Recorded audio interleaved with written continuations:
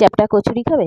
চলো কীভাবে তৈরি করছি তোমাদের দেখিয়ে দিই। প্রথমে আটা ময়দা দুটো সমান ভাগে নিয়েছি, তোমরা চাইলে শুধু ময়দা দিয়ে করতে পারো। তারপরে একটু জোয়ান, বিট নুন, একটু তেল এবং সাদা নুন দিয়ে ভালো করে এটা মেখে নিলাম। মেখে সাইড করে রেখে দেবো। এবার একটু ছাতু দিয়ে এই পুরটাকে তৈরি করব।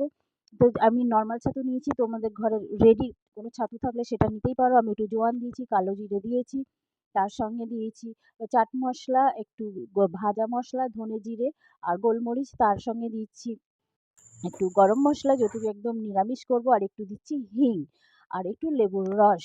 তোমরা চাইলে এর মধ্যে, আমি কিন্তু কুচো লঙ্কা মানে দিইনি, তোমরা চাইলে একটু মানে লঙ্কা কুচিয়ে দিতে পারো, কাঁচা লঙ্কা। আমি কাঁচা লঙ্কা দেবো না, যেহেতু আমার মেয়ে আছে ছোট পুচকে, তাই একটু গোলমরিচ দিয়ে দিলাম। তারপরে সব কিছু রেডি করে নিয়েছি। আর এই যে ছাতু পুরটা যেন ঝরঝরে হয়, তারপরে এক এক করে লেচি কেটে পুরগুলোকে আমি আর আমার মেয়ে মিলে ভরে নিয়েছি, হাত দিয়ে চেপটে চেপটে চেপটে চেপটে দেখে ভেজে নিয়েছি, হয়ে গেল।